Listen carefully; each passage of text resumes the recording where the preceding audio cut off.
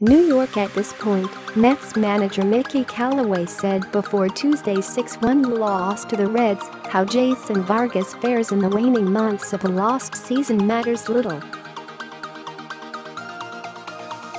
The Mets simply want Vargas, whose disjointed campaign has included multiple injuries and near-constant mechanical issues, to log as many innings as possible. In that fashion, Vargas can prime himself to play a more central role next summer. So it was a cruel coincidence that, not a quarter of an hour after Vargas took the mound, lightning began flashing across the horizon at Citi Field. Thunder rolled in next, then a downpour, scattering fans to the concourses and resulting in a 1-hour, 40-minute rain delay. By the time play resumed, Vargas's chances of returning to the mound had evaporated.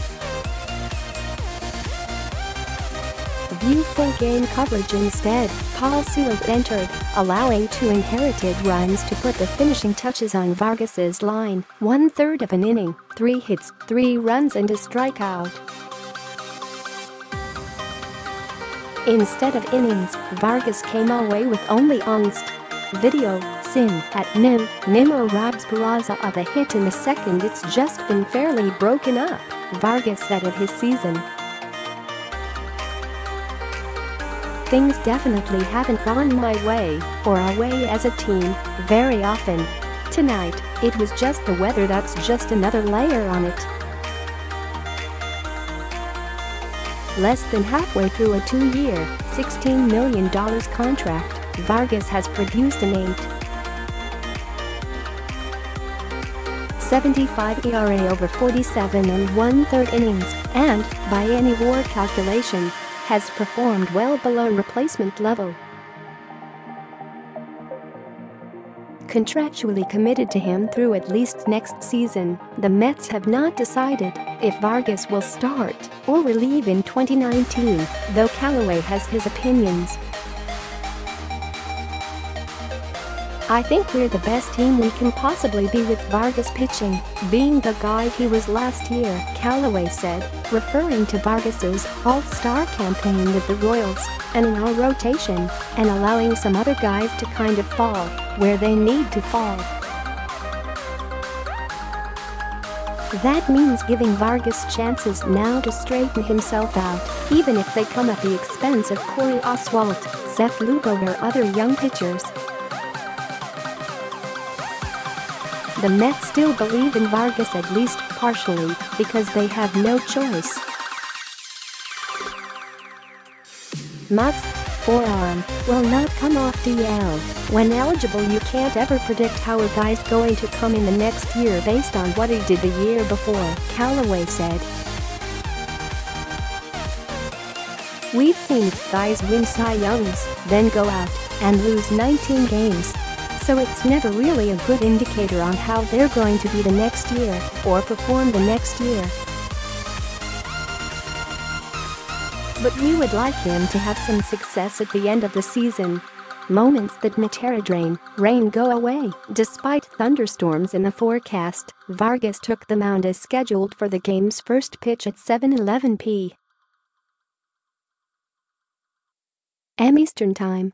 Because this is the Reds' only trip to New York, and it is after the All-Star break, MLB rules stipulate that weather decisions are at the sole discretion of umpires.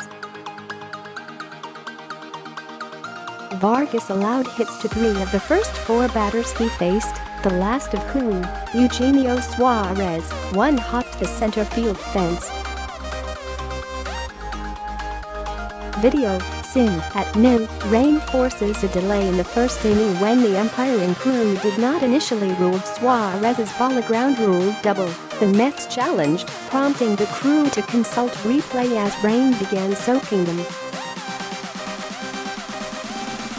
Only after the review was complete did umpires call a halt to the game, ending Vargas's night. "Really frustrating," Callaway said. "It's tough for him right now. He can't get in a routine. We haven't been able to get him out there every 5 days, and we think we're about to, and then this happens, so it's been tough for him. A drop of offense, the Mets' only run off Long Island native Sal Romano came via a 2-out rally in the second. After Brandon Nimmo doubled, Jose Bautista hit an RBI single back up the middle to snap an 0-for-23 stretch. But Romano subsequently reeled off 8 consecutive outs, finishing with 6+ innings of 1-run ball. Video, CIN @NYM, Bautista lines an RBI single to left center. You gotta see this as Callaway joins Snai's booth for an in-game interview in the 4th inning. Mason Williams led things off with a slow ground ball to second base. Callaway was in the midst of answering a question about Jeff McNeil when the rookie charged forward, gloved the ball, and, without transferring it to his throwing hand, flipped it to first to nab the speedy Williams. Video, CIN @NYM, McNeil flashes the letter to nab Williams. Great play right there by Jeff, Callaway said on the broadcast, without missing a beat. You know, he brings energy. He's a fun guy to have around. He's been a bit of a spark plug for us. It's nice to see. He said that we get a forecast. The grounds crew guys come in and tell us. We're on the phone with Major League Baseball. They have their forecast. We're looking at ours.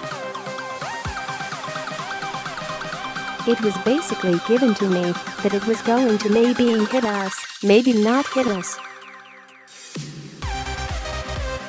And it won't probably hit us until 7:45 or 8 o'clock, if it hits us at all. That was the reason why we started the game. And the reason why we stopped was the lightning. That's the reason why we pulled them off. Crew Chief Kerman Danley on the umpiring crew's decision to start the game up next in of the National League Cy Young Award favorites despite a 5-7 record. Jacob deGrom, 1.85 ERA, will look to bolster his credentials when he squares off against right-hander Robert Stevenson, making his first start of the season in a 12:10 p.m. Eastern Time Wednesday matinee. deGrom has been particularly effective in day games with a career 1.99 ERA in those outings. Anthony DiComo has covered the Mets for MLB.com since 2007. Follow him on Twitter @AnthonyDiComo, Instagram, and Facebook